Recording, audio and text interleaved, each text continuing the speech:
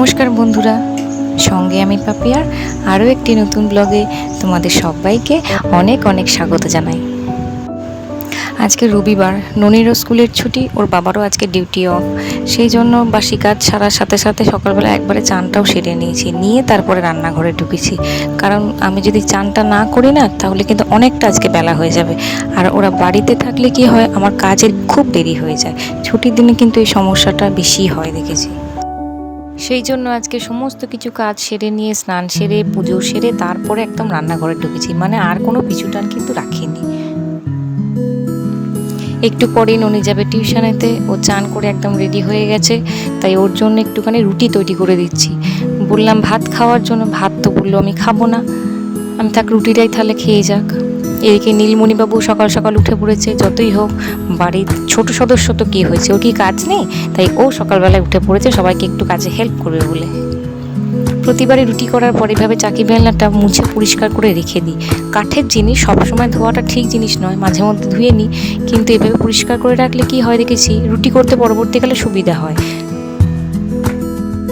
আজকে সকালের টিফিনটা সবাইকে আমি একবার রুটি করে দিলাম। দুধটা ওর বাবা নিয়ে চলে এসেছে, তাই দুধটা গরম বসিয়ে দিয়েছি। রান্নার একটা পর্ব কমপ্লিট হয়ে গেছে। সকালে জলখাবার খাওয়া হয়ে গেছে। ননি গেছে টিউশনে, সাথে করে ওর ভাইকেও নিয়ে গেছে। আসলে ওর বাবাই নিয়ে গেল, ততক্ষণে আমি ঘরে একটু টুকটাক কাজগুলো সেরে নিতে পারবো। দুটো ঘরের বিছানা একেবারেই অগোছালো হয়ে গেছে, সেই জন্য ওগুলোকে একটু গুছিয়ে রাখছি। জানি কিছুক্ষণের জন্যই গুছানো থাকবে, আবার এসে একদম এদিককার জিনিস ওদিক আর ওদিককার জিনিস এদিক করে নেবে। তবু তারই মধ্যে টুকটাক করে যতটুকু গুছিয়ে রাখতে পারি আর কি। ফেরার পর তোর বাবা একবারে বাজার করে নিয়েই আসবে। আজকে তো রবিবার, তাই সারা সপ্তাহের বাজারটা আমার রবিবারই করা হয়, বাকি দিনগুলোতে খুব একটা সময় হয় না। সুন্দর করে সাজানো গোছানো সংসার, সব মেয়েরই কিন্তু একটা স্বপ্ন থাকে। প্রত্যেকেরই একটা ভেতরে সুপ্ত বাসনা থাকে যে আমি আমার ঘরটাকে এইভাবে সাজাবো, আমি আমার রান্নাঘরটা এইভাবে সাজাবো, সুন্দর করে সব কিছু সাজিয়ে গুছিয়ে রাখবো। আর এই ভাবনা থেকেই কিন্তু একটা ঘর সুন্দরভাবে নিজে থেকে সেজে ওঠে। শুধুমাত্র ইট কাঠ পাথর রং দিয়ে কিন্তু একটা ঘর তৈরি হয় না। মানুষের ভেতরকার চিন্তা ভাবনা যত ভালো হবে, সেই ঘর বাড়িও কিন্তু তত সুন্দর হবে। আর এই দেখো ছোট্ট একটা ক্যামেরাম্যান, গতকাল রাত্রে আমি ভিডিও করছি তো আমাকে দেখেই নকল করছে কেমন দেখো। আজকে রবিবারে দুপুর আমার ভাত হয়ে গেছে। বাজার থেকে ওর বাবা সমস্ত সবজি পাতি নিয়ে চলে এসেছে, তার সাথে সাথে মাছও নিয়ে এসেছে। মাছটা খুব ভালো করে এবার ধুয়ে নিতে হবে আমাকে। মাছের সাথে সাথে আজকে ননির পছন্দের মাছের তেল, মাছের ডিম, এই দুটো আইটেমই চলে এসেছে। ও খুব খুশি।